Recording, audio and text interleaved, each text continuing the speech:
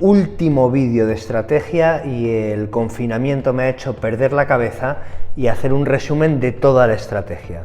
Supongo que no veis absolutamente nada en la imagen porque no es de muy buena calidad, os la pasaré en buena calidad. Pero sí que me va a servir esta pizarra para, sin entrar al detalle en nada, poder ir resumiendo todo lo que hemos visto en estos dos temas de estrategia. En primer lugar, hemos empezado viendo qué era aquello de la dirección estratégica y que para la dirección estratégica yo necesitaba una serie de objetivos. En base a esos objetivos yo iba a trazar un plan de acción. Un plan de acción que tenía que basarse siempre en la misión, la razón de ser, en la visión, donde me veo yo en el futuro de la empresa, y en los valores, los principios en los que se apoya todo. Este plan de acción, por tanto, se basa en la misión, en la visión y en los valores, y es un plan de acción que tiene tres fases diferenciadas: la fase de análisis, la fase de elección y evaluación de estrategias y la fase de implementación y control. Dentro del análisis hemos visto que se pueden hacer dos tipos de análisis: el análisis del entorno, el análisis competitivo, analizar las amenazas y las oportunidades que me rodean, que no dependen de mí, y luego el análisis interno, el análisis de las debilidades y de las fortalezas. En base a estos dos análisis yo podré construir mi matriz DAFO, mis debilidades, amenazas, fortalezas y oportunidades, que me permitan poder llevar a cabo una buena estrategia de la empresa. Este análisis del entorno lo hemos hecho mediante el modelo de las 5 fuerzas de Porter, que tendrá como fuerza principal la intensidad de la competencia y el saber diferenciar si mi mercado es concentrado o es fragmentado. Pero no solo es esa fuerza, sino que hay 4 más que lo acompañan, como la amenaza de los nuevos competidores, analizando las barreras de entrada, que son el capital inicial, las políticas gubernamentales, las economías de escala, y por último teníamos los accesos a los canales de distribución.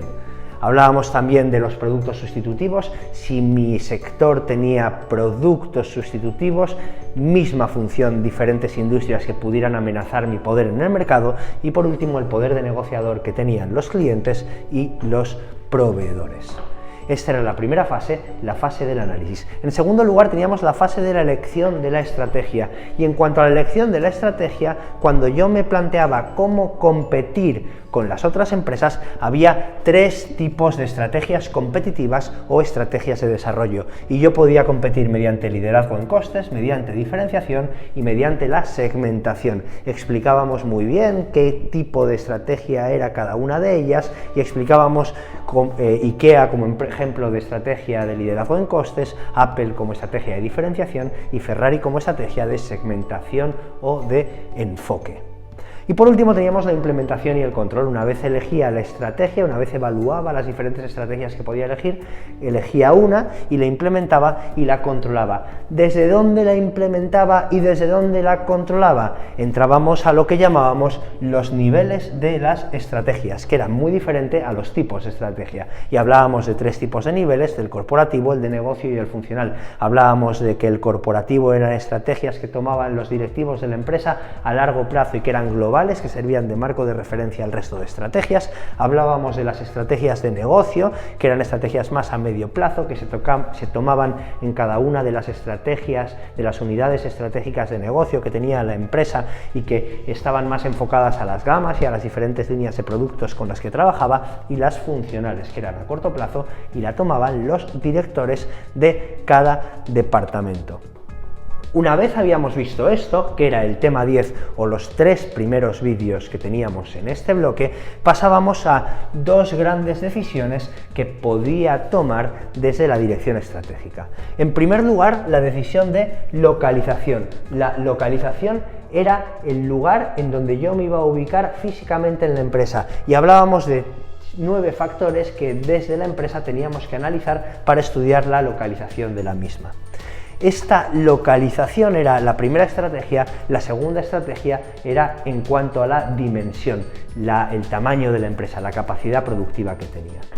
Cuando hablábamos de la localización y estudiábamos esos factores para elegir la localización de la empresa, rápidamente hablábamos del concepto de la deslocalización y explicábamos que la deslocalización era el traslado de la actividad productiva total o parcial a un país en desarrollo para reducir costes. Hablábamos de que esto parecía que era negativo para el país de origen porque perdías puestos de trabajo, perdías actividad económica, y decíamos que no íbamos a entrar en este debate porque era un debate muy interesante, que podía ser positivo para el país de destino, es decir, que en principio en ese país de destino llevabas tecnología, llevabas información, llevabas actividad económica y podía ser bueno. No entrábamos a estudiar y a explicar las condiciones laborales que podían tener los trabajadores allí, etcétera, etcétera.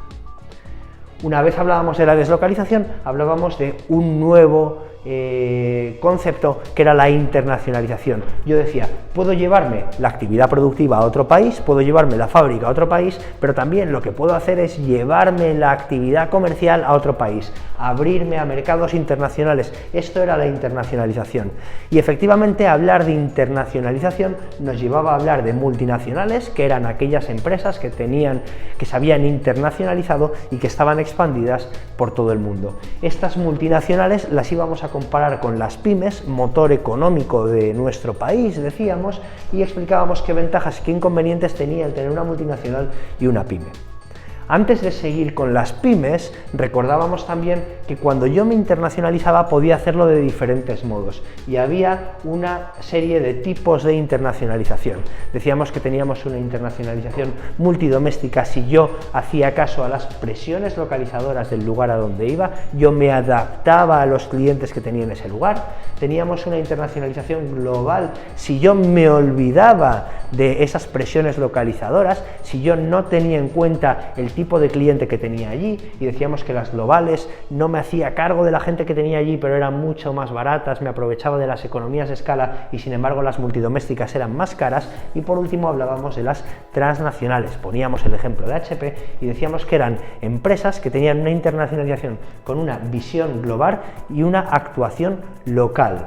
Hablábamos de que en la multidoméstica las matrices eran meras coordinadoras y las filiales tenían autonomía, que las globales, las filiales no tenían casi nada que decir, eran meras distribuidoras del producto final, y que en la transnacional cada filial se aprovechaba en aquello en lo que era mejor, en su ventaja competitiva. Hablando de ventaja competitiva, cuando hablábamos del tema 10 hemos hablado del análisis del entorno, del análisis externo, pero nos hemos dejado el análisis interno. Este análisis interno lo estudiábamos mediante 2 conceptos: el concepto de la ventaja competitiva, que salía ahora aquí abajo, y el concepto de la cadena de valor. La ventaja competitiva decíamos que era aquello que nos hacía diferente, aquello que nos hacía único, aquello que nos hacía mejor a nuestra competencia. Y la cadena de valor era esa herramienta que me permitía fragmentar las diferentes actividades de la empresa e ir analizándolas una a una, y dividíamos las actividades en esas actividades primarias, las relacionadas con el proceso productivo, y las actividades de soporte, que no estaban relacionadas directamente con el proceso productivo. Cierro paréntesis y volvemos a la internacionalización. Hemos visto los tipos, hemos visto la comparación entre las multinacionales y las pymes, y hablando de pymes, volvemos para arriba para hablar de la segunda variable que yo tengo que tener en cuenta en mi dirección estratégica, la variable de la dimensión, la capacidad productiva que tenía la empresa. Decíamos que en cuanto a la dimensión podíamos estudiar diferentes valores, podíamos estudiar el número de trabajadores, el volumen del negocio, el volumen de mis activos. Y nos planteábamos, ¿a una empresa, a una pyme, le interesa crecer? Porque una pyme tiene cosas muy buenas, son más flexibles, hay muy buena integración entre el personal, pero le interesa crecer. Y veíamos una serie de características que hacían que a las pymes les interesaran crecer. Una vez yo decidía como pyme crecer, podía crecer de dos formas, mediante mi crecimiento interno y mediante mi crecimiento externo. Decíamos que el crecimiento interno era la forma más segura, la forma más fácil, pero quizás la forma más lenta, era invertir en la estructura de la empresa. El crecimiento externo, sin embargo, era una forma mucho más rápida, mucho más brusca, me permitía saltarme barreras de entrada, entrar en determinados mercados que de otra forma serían imposibles, pero este crecimiento externo tenía un problema, que es que era muy caro. El crecimiento interno es invertir en la estructura de la empresa, el crecimiento externo es crecer mediante la adquisición, participación y control de otras empresas. Cuando hablábamos del crecimiento interno hablábamos de la matriz de Anzoff y explicábamos que para crecer de forma interna podíamos hacerlo de 4 maneras diferentes.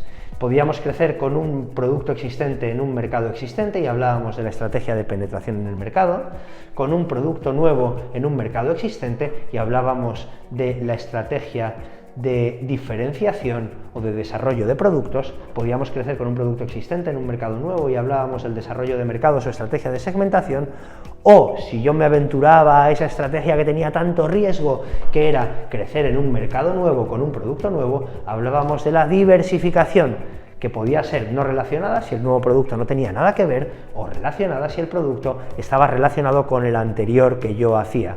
Esa relación podía ser vertical y horizontal y explicábamos la diferencia entre ambos tipos de diversificación. Por último, acabábamos el tema explicando el crecimiento externo y hablando de que había dos tipos de adquisiciones, la fusión pura, dos empresas de tamaño similar se unían creando una empresa tercera nueva mucho más grande, y la fusión por absorción, en donde había una empresa grande que se comía, que absorbía a una empresa más pequeña y se creaba una nueva empresa con el nombre de la primera, con el nombre de la que absorbía a la más pequeña. Cuando hablábamos de la participación, hablábamos de 3 tipos de participación, la absoluta más del 80%, la mayoritaria entre el 50 y el 80% y la minoritaria menos del 50% de las participaciones de la empresa a la que yo realizo la compra.